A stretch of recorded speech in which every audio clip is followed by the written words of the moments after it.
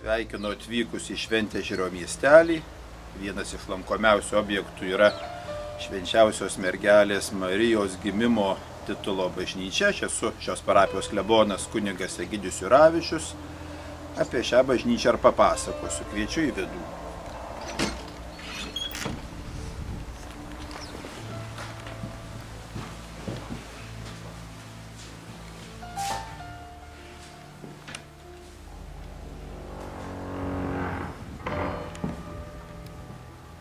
Šventežerio kūrėjai ir savininkai kunigaikščiai Radvilos buvo kalvinistai. Todėl vienas jų trakų kaštelijonas Jurgis Radvila 1598 metais Šventežeryje pastatė kalvinistams medinę bažnytėlę, tų laikų zborų vadinamą. Kilus kontrareformacijos judėjimui Merkinės domininkonų vienuolis kunigas Stackevičius suorganizavo Šventežerio katalikus ir 1663 metais užėmė kalvinistų bažnyčią. Joje pradėjo aukoti mišias katalikams. Turbūt kalvinistų buvo mažai, nes tam nepasipriešino nei dvaro savininkai, nei vietiniai gyventojai. 1746 metais Karolio Radvilos rūpesčių ir pinigais Šventežeryje pastatoma nauja bažnyčia. Jis stovėjusi 125 metus, kilus gaisrui sudegė. Po kelių mėnesių numirė senelis klebonas Gelmanas. Naujasis kunigas pastatė laikiną bažnyčią, tuo laiku vadinamą šopą, kurią naudojo 10 metų.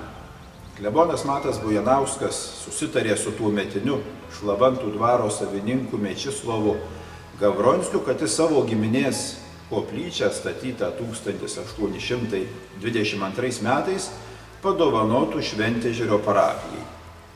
1882 metais koplyčia buvo išardyta, pervežta ir pastatyta šventoriuje. Prie jos pristatyta zakristija, bokštas, portikas, viduje įrengtos galerijos. Iš šiaip taip sutalpindavo žmonės. 1911-12 metais tikinčių skaičius pasiekė beveik 5000. Bėgant metams bažnyčia iš lauko neremontuojama, pajuodo ir apsamanojo, tik po Antrojo pasaulinio karo buvo pradėta dažyti ir gražinti. 1998 metais moderniai pertvarkoma presbiterija. 2002 šoniniai altoriai suremontuojamas ir perdažomas vidus.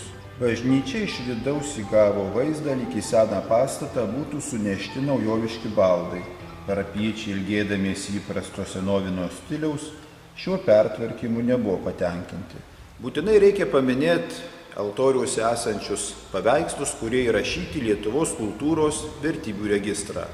Centrinėme altoriuje apie 1885 metus nežinomo autoriaus pieštas Švenčiausios mergelės Marijos gimimo paveikslas.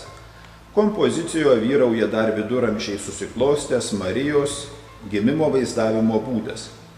Marijos motina Šventa Ona pavaizduota gulinti galiniame plane, jie ir naujagime rūpinasi pribuvėjos, patarnaujančios moterys ir Marijos tėvas Šventas Joakimas.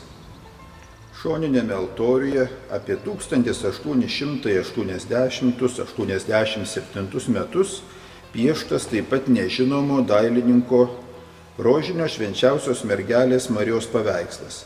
Pavaizduota Dievo motina rožių vainike, į kurį komponuota 15 apskritų Švenčiausios mergelės Marijos rožinio paslapčių paveikslėlių. Dzūkai jį vadina Marijos rožančiavos paveikslu. Kitame altoriuje Šventas Kajetonas.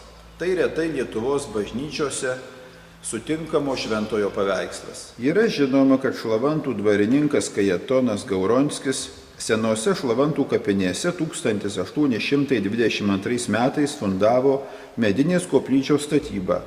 Tad didžiajame altoriuje buvo įtaisytas fundatoriaus globėjo Švento Kajetono paveikslas. Perkelus koplyčią į Šventežerį, paveikslą naujai nutapė tuo meto populiarus Lenkijos dailininkas, puikus šventųjų ikonografijos žinovas Juzefas Buchbinderis. Kitoje paveikslo pusėje lenkų kalba užrašyta: Šventas Kajetonai, melski už mus ir mūsų vaikus. Šventežerio bažnyčiai aukoja Mykolo Šumkausko šeima 1894 metai.